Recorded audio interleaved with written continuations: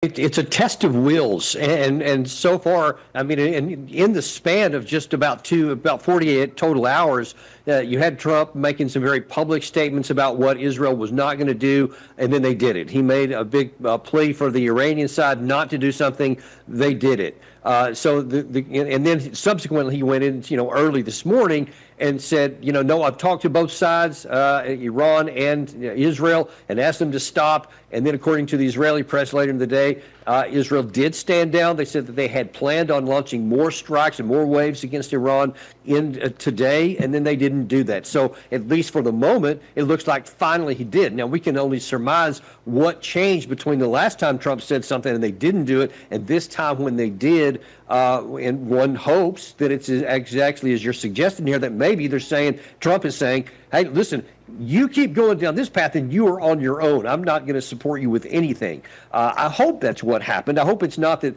this is just, more of this choreography, and then it's going to end up back in the same place that it was before. The biggest point of contention, though, is Lebanon, is Hezbollah, and is Israel's fight there, because everything hinges on that, even more so than the Strait of Hormuz or the blockades or any of that kind of stuff, because Iran has made that the fulcrum on which all of their decisions plan. They say there is no deal without the war being over for Hezbollah, just as it is for us. It's one or the other, or it's neither, and we'll keep fighting. And they said when they agreed to stop fighting today, the Iranian side said that they will go back to fighting if Israel hits Lebanon.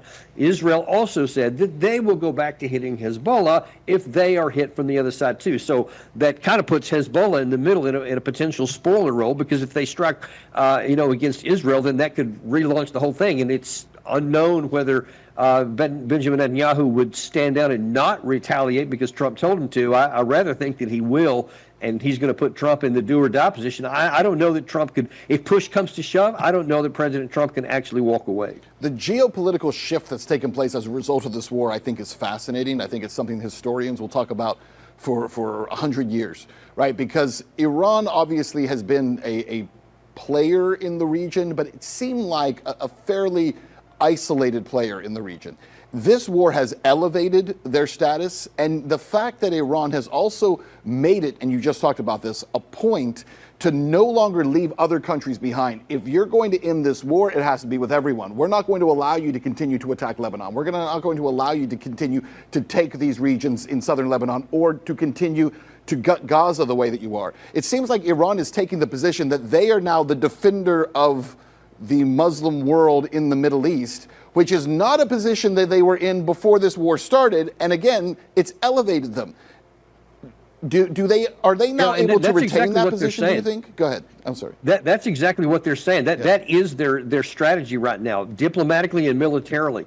They have been, their foreign minister Abbas Araghchi has been doing all kinds of outreach throughout the region, not just in Iran, but actually going to other countries and visiting, not just with Pakistan, but even talking to the other GCC countries and saying, listen, our beef is not with you. We don't want to fight. We would love to have this thing come to an end and stop the fighting at all, but we cannot and will not allow your bases and your countries to be used as points of attack against us by the United States and Israel. If you're letting them use your airspace, if you're letting them use your bases, then you're a fair target. But if you stop doing that, then we'll also stop. We have no interest in doing that. We want to have good Muslim neighborly relations with all of the countries in the region, et cetera. And then now that they have stepped up, this whole axis of resistance, which really for most of the war had been kind of viewed as being non-existent, that it didn't actually work. Well, now it is starting to work with both Hezbollah and now the Houthis in the Red Sea. And according to one of the statements from the Houthis this morning, even Kataib Hezbollah in Iraq. So they're saying the whole thing is now activated, and they're growing in confidence and strength because they see that when Iran stands up to the United States, we're not able to close the deal. And I think that that's given them more confidence to actually ask for more and push harder. And especially with the control of the Strait of Hormuz, they have all the leverage that matters in this war. So how do we get this thing to wind down? Because it seems like that's what Trump ultimately wants. Not that he wants to be able to declare victory. Obviously, he can't just do that because the Strait of Hormuz is controlled. I don't see any scenario in which the Strait of Hormuz ever is no longer under the Iranian control.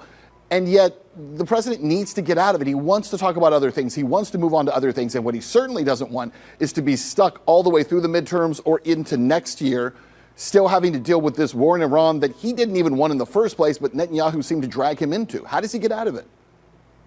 Yeah, there is nearly an impossible task here, because to have a negotiated settlement, that means we're going to have to agree to terms that Iran can live with. Iran is willing to negotiate, and they're willing to even put the nuclear weapon program on the table and the nuclear reprocessing and all that for discussion. However, because we have twice been in negotiations with them when we then use that as a subterfuge to launch an attack, there is no trust. So they said you're going to have to build that trust, and that's going to cost you. It's going to cost you up front releasing the frozen assets that we had $24 billion first, waiving sanctions on our energy supplies, and it's going to mean that we're going to retain control of the Strait of Hormuz, and you're going to lift your blockade. Other than that, it's going to be easy, but that's what they're asking for. So for President Trump to have a negotiated settlement, he's going to have to agree to any version of that, and I just cannot see politically how he can, because there's huge headwinds in the United States of people who are begging him to go back to war, not the least of which was Mike Pompeo just an hour or so ago.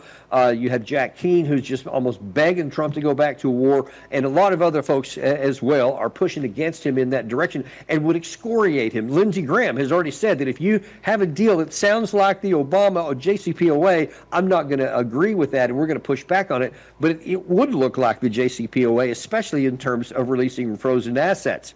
So I don't see Trump can do that. He can't go back to what these guys want and have a war and hope that that works, because it won't. It will spectacularly backfire, even worse than the first 40 days is, and we can talk about why that would be. So that leaves really the third viable option, the one you said he probably couldn't do, but is the most plausible, and that is just declare victory and walk away. We move our blockade. The Iranian side will definitely remove their blockade because they have every financial incentive to do so, and then we can get back to some kind of normalcy.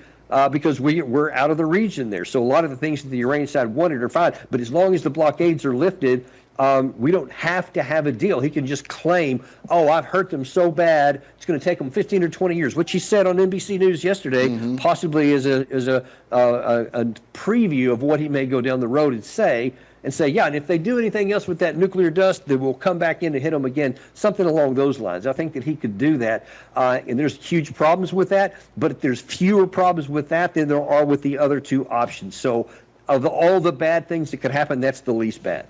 Colonel Daniel Davis, thank you so much for your time, and I encourage people to check out your YouTube channel, Deep Dive. It's so good, smartest analysis on the internet. Appreciate your time.